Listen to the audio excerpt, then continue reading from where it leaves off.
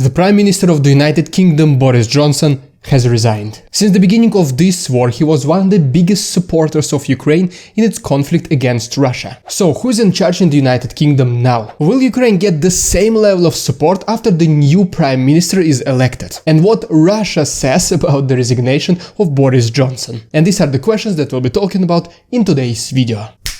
What's up, investors, Kid Dragon and people of Reddit, it's the Russian Dude, and this is your daily update on Russian-Ukrainian war as of Thursday, July 7th. You can see the main events of the day to my right, along with the timestamps. Okay, so you already probably heard about this, but the Prime Minister of the United Kingdom, Boris Johnson, has stepped down. The reason for his resignation it is because of his scandalous and questionable past, and because at this very moment more than 50 or even 60 representatives of the British government have already resigned. But even though he is officially no longer the Prime Minister of the United Kingdom, he will remain in power all the way until October, when the new Prime Minister is elected. Even though this might not sound like anything Russia-Ukraine related, in fact, United Kingdom is one of the biggest supporters of Ukraine in this war. And there are so many agreements reached between Zelensky and Boris Johnson, that is why him stepping down from the Prime Minister position can be potentially a bad thing for Ukraine long term. I mean, we all hope that as soon as the new Prime Minister is elected, the level of support for Ukraine will still remain the same. And Boris Johnson himself mentioned that for as long as he still has some kind of power, he will continue supporting Ukraine as much as he can. In response to this resignation, Vladimir Zelensky mentioned that Boris Johnson became his very good friend, and that he also hoped that the relations between the United Kingdom and Ukraine will remain the same. And even though the people of Ukraine took this resignation as a sad day for both Ukraine and the United Kingdom, the people of Russia, and especially the government of Russia, are now celebrating. The first one to respond to this resignation was the ex-president of Russia, Dmitry Medvedev, who said that, look, the friends of Ukraine are already leaving, the support to Ukraine is in danger. He then also said that Boris Johnson is only one of the first politicians who will decline their support to Ukraine in the nearest future. The next statement came from Vyacheslav Volodin, who is the Speaker of Russian Parliament. In the very beginning of his statement about Boris Johnson's resignation, Vyacheslav Volodin calls him a clown.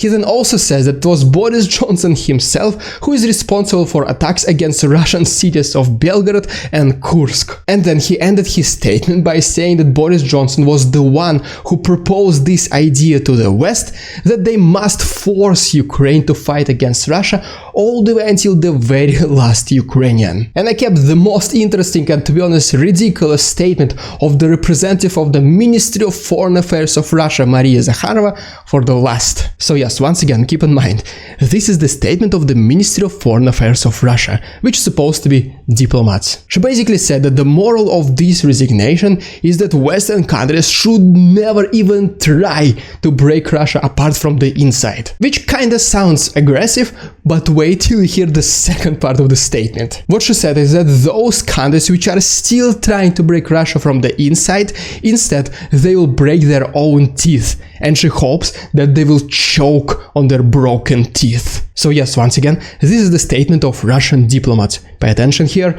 I hope you will choke on your own broken teeth if you try to interfere with Russia. To be honest, sounds pretty Soviet. And by the way, if any of you watching from the United Kingdom, please share with us what do you think about Boris Johnson's resignation. And by the way, besides making these videos, I also have my very own Discord server. And for those of you who want to support Ukraine with us, please make sure to check my Patreon. All the links can be found in the description. Alright, so here is your quick update about the map of the war. And first of all, let's talk about the situation on the east of the country. The major direction for the next offensive of Russian army will be against the city of Slavyansk. And it is estimated that they will be attacking from the north of this city. That is why, according to several reports at this very moment, Russia is relocating its forces next to the city of Izium. Another front opened in the east of this region. And specifically what I'm talking about here is that Russian forces are trying to advance closer to the city of Seversk. The next piece of news comes from the city of Kramatorsk, where where the mayor of this city, Alexander Goncharenko, was mentioning that Russian forces were using artillery strikes against this city. In addition to that, Russian forces are also using artillery strikes against the city of Slavyansk. Now let's go really quick to the south of the country. According to different reports and intelligence data, Ukrainian forces are getting ready to launch its counteroffensive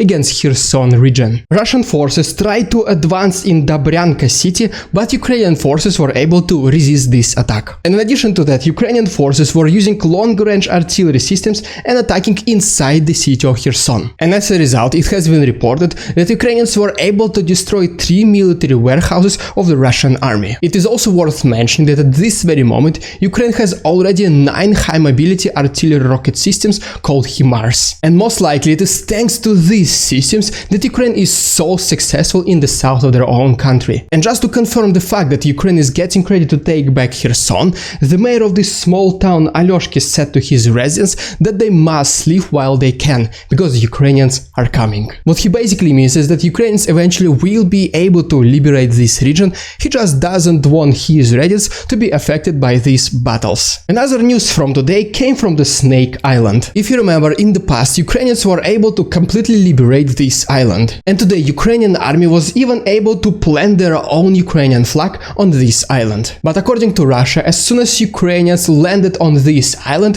they killed them all with the airstrike. In response to that, Ukrainian side said that this never happened. What actually happened is that Ukrainian soldiers landed in this island, they planted the flag and they successfully left. And only after they left, Russian forces started attacking this island, but it was already empty. I'll leave it up to you which side you want to believe. And even though this is a very small island, it is a very significant and strategic location. Because Russia no longer has a control over this island, it practically lost its advantage in the southwest part of the Black Sea. Now speaking really quick about offensive of Russia. There are several reports that at this very moment Russia is also getting ready to launch its offensive against the Zaporozhye region. But in my personal opinion, I think this offensive will not be successful. And the main reason for this it is because the majority of Russian forces are concentrated in the east of Ukraine, and at the same time they are trying to remain in control in the south of the country, which basically means that they simply won't have enough men and firepower to open a new front. And the final piece of the map update for today came from the country of Belarus. The Ministry of Defense of Belarus mentioned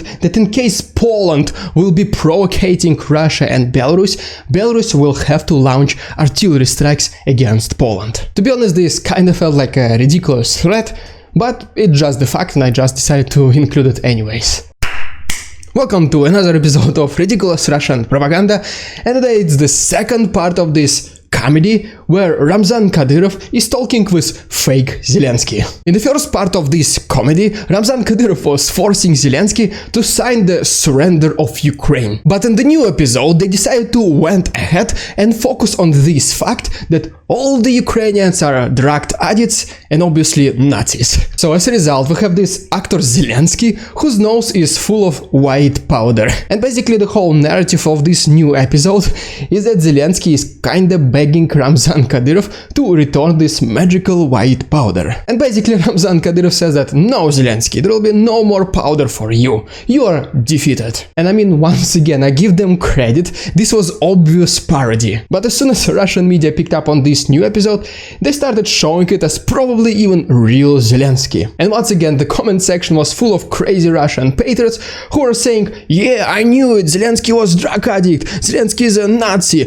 go on, show him Ramzan Kadyrov, glory to Russia. And once again, this is the state of Russian propaganda at this very moment. On this graph you can see the list of countries which completely got rid of Russian fossil fuels. And as you can see, for example, America decided to completely ban all the imports of Russian fossil fuels. And another country which is almost like this is the country of Sweden, but at this very moment they are only importing approximately 1% of the total volume of Russian fossil fuels than they used to do before the war. But on average, across different countries, the world got rid of approximately 15% of Russian fossil fuels since the beginning of this war. Today, the president of Russia, Vladimir Putin, had a meeting with the representatives of political parties of Russia. And he made several, let's call them, important statements, and among them there were pretty ridiculous ones, such as, for example, that Russia never started war with Ukraine. Okay, so first of all, he was speaking about the sanctions against Russia, and he basically said that Russia was able to resist the majority of impacts of these sanctions,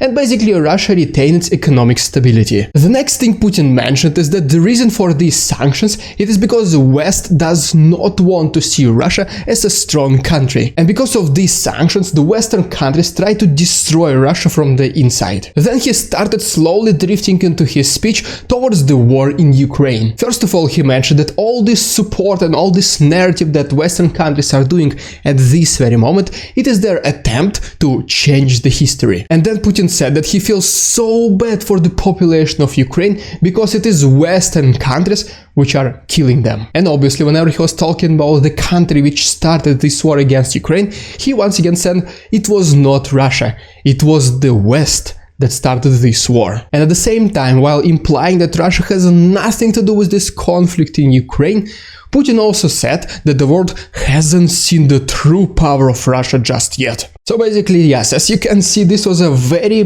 bipolar, let's call it, and very controversial statements that he was making. If you stayed this long into the video, please consider becoming my channel member. But if you're not ready for this, that's okay, you can simply just like this video and subscribe to my channel. Thanks so much, check the link in the description, stay safe, and see you tomorrow.